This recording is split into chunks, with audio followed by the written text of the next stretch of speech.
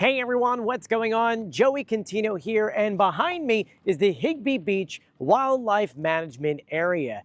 And if you remember, back in May, we gave you a massive video talking about the project that will be happening here, which will hopefully return things back to a perfect environment for birds that migrate in our area. And since then, a lot of work has been done, and a lot of people ask me questions about where we at on this status. And since I have the drone with me, aka the Seagull, I figured we'd put the Seagull in the sky to give you guys a bird's point of view of what things look like. Before we get started, make sure you subscribe, you turn on notifications, and you give this video a thumbs up. A special thank you out to my patrons on patreon.com. It's because of them we can make fun videos like this. If you want to support the channel and have your name at the end of the video, all you have to do is click the link in the description below. Anyway, let's get started.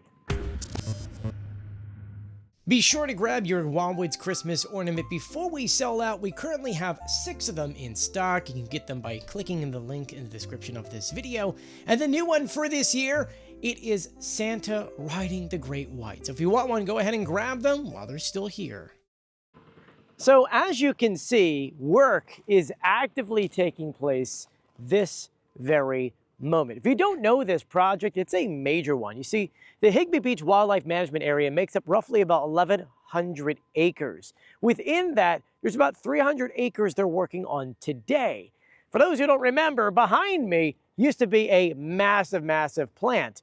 And due to that plant, the entire wildlife back here got messed up. It actually got cut off from the ocean water. And so the New Jersey DEP is hoping to fix that. This project is costing roughly about $38 million. And in it, they're doing things not only for the animals and birds, but also for us humans. Besides cutting off the water supply and creating an environment that can thrive on its own, which is going to be freshwater, they're creating all of these trails and lookout points so that those who do enjoy checking out the birds or could just maybe go for a really good walk are able to head back there and check it out for ourselves. The only thing is that this project, because they want it to be perfect, it's going to take some time. We're talking about the end of 2026. That's right.